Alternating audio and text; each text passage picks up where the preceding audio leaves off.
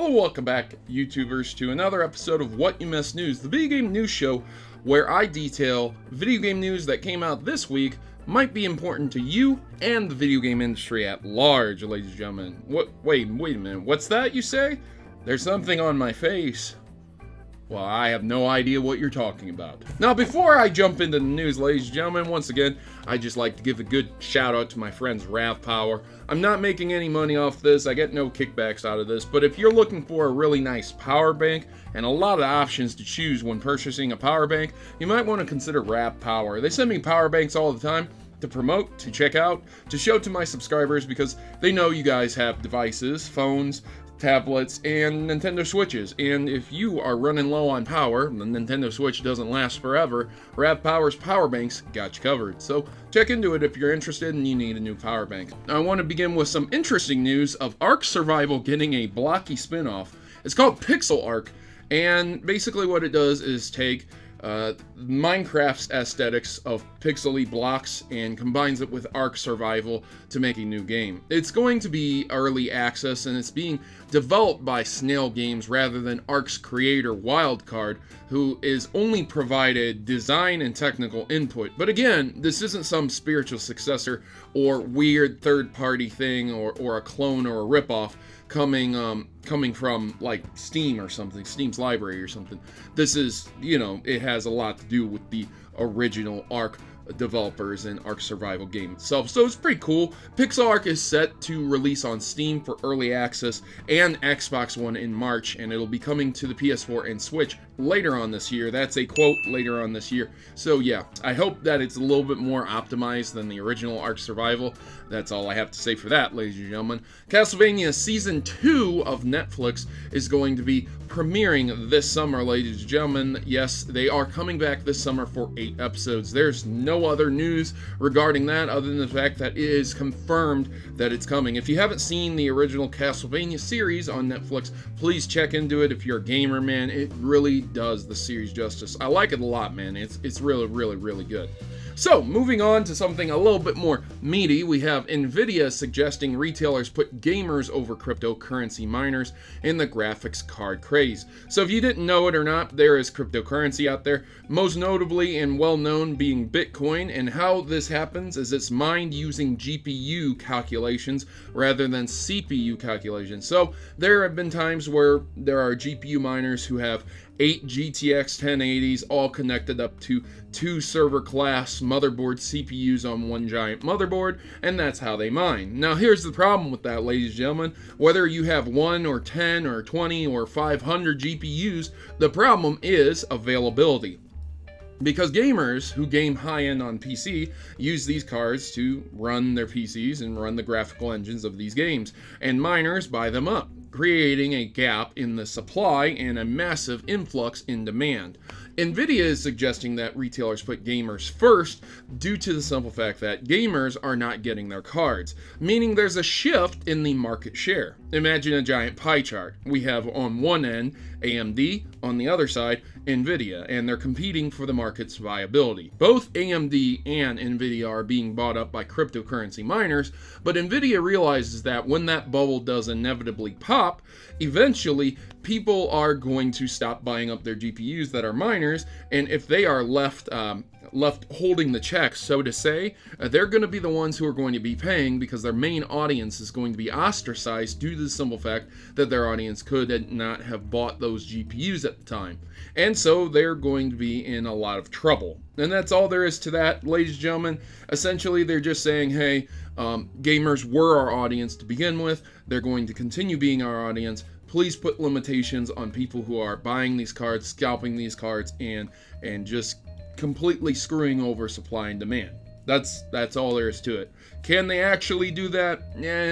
Retailers don't have to listen to them, but yeah, at least they're putting in an effort to try and put gamers first. After Fortnite's massive success, Epic Games shuts down Paragon. This is something that a lot of people have feared. So, the company itself and the developers have put out a statement.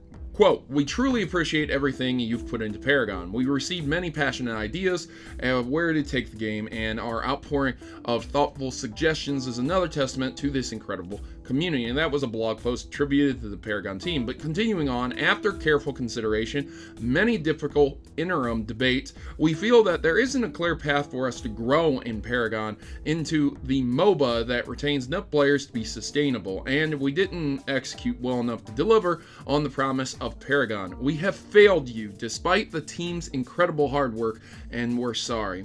And that's very depressing, ladies and gentlemen, and I'm very, very sorry. That game is going to be shutting down April 26th, so if you wanted to play it before then, make sure to get as much playtime in as you can. So, Dragon Ball FighterZ on the lowest settings is like going back in time. Yes, you can turn the graphical settings all the way down, at least on the PC side of things, and it looks like you're playing a Game Boy Advance of sorts. It takes it back to the 16-bit days, and I really mean it, man. But it's still very, very gorgeous. It plays very fluent and very fast, and if you're interested in a real 2D fighter, there you go, ladies and gentlemen. You can do that, and you can check into videos about that. It's very cool. It looks very, very cool. But speaking of Dragon Ball FighterZ, players have also been having fun with Monster Hunter's world creation, and you can create a character in the Monster Hunter's world.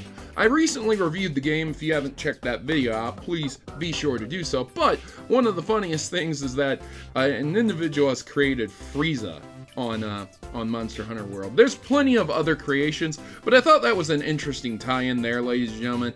Among the creations, there are some very notable video game characters and very interesting characters that have since then been created.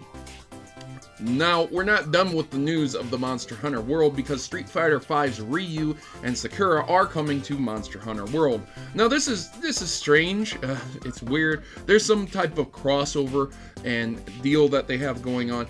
For players who happen to have a Street Fighter V save file on their PS4, they will be able to obtain reuse sets early. There is a special quest that will appear called Down in the Dark and Muddy Path, and it will allow individuals to be guided to obtaining the sets of armor, clothing, stuff like that.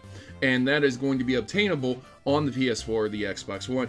But for other players who don't have that stuff, they're going to be in rotation during events for the PlayStation 4 and Xbox One. There are premium gestures and stamps on the way as well, some of them being free and some of them costing money. Once again, they will be up on the screen for you if you're interested in that, ladies and gentlemen. Again, Street Fighter V Ryu and Sakura's armor and set cannot be mixed and matched with other armors, so I'm sure it will be kind of unique and interesting to use, but I don't know if it will be the best or the top tier. It will likely be something very cool and funny to play as, and you can also change your character's voice to match that of Ryu's and Sakura's, so that's really, really cool. Continuing the loot box discussion, ladies and gentlemen, I have a new story from Young Yeah, and I really appreciate his work with the loot boxes. There is a regulation bill being introduced to Washington by a senator, and this is introduced. This isn't passed yet. They still have to vote on this, so it's coming though, ladies and gentlemen. So it's very, very serious, and they've talked about investigating this, and now it's really coming to fruition. Ladies and gentlemen, you're going to be seeing the end of loot boxes likely by the end of 2020, if not sooner. I know it's only 2018, and 2 years away may seem like a long time, but it is likely to be ended by then. So, yeah, loot boxes likely to go away forever. Sony seems to have patented a new possible VR-focused Move controller, which is cool because the ones that they have right now look like crap. I've always said they look really, really dumb. Personally, I think they look really, really crappy. But this new one reminds me of something, and yeah, for the argument that Sony always rips off Nintendo and Xbox always copies Nintendo and they always copy each other, this just adds fuel to that fire because it looks like a nunchuck if a nunchuck was wireless. I'm dead serious. It looks just like a nunchuck. So there are the screenshots, ladies and gentlemen. You can make your own decisions. I know Nintendo copies as well, ladies and gentlemen. I'm not saying that Nintendo are perfect, but this is very strange that this controller looks the way it does. Nonetheless, again, a new VR controller might be coming. And finally, I want to close this episode with Facebook prepping Twitch competitor for game streaming. They are going to be debuting this in PAX East in April, and this is going to be a streaming platform that is designed to be being leveraged against Twitch and YouTube gaming. It is not just for videos, but rather for streaming.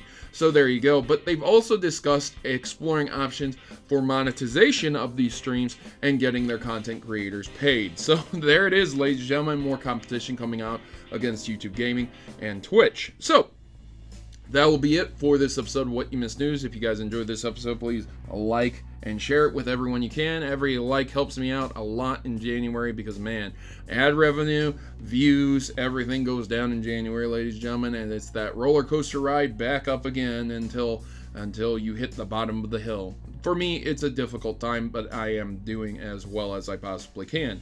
If you didn't like this episode, you can always offer me some constructive criticism and a thumbs down. And yeah, let me know what you think about competing streaming services and some of these other stories. Were you a big Paragon player? Are you into classic games and game skips? Or are you a massive PC gamer who's really suffering in this cryptocurrency boom that we've had recently? I've been your host, Protomario, and I'm signing out. As always, good gaming, God bless, and once again, thanks for watching. I really appreciate you taking the time out to watch this video, ladies and gentlemen.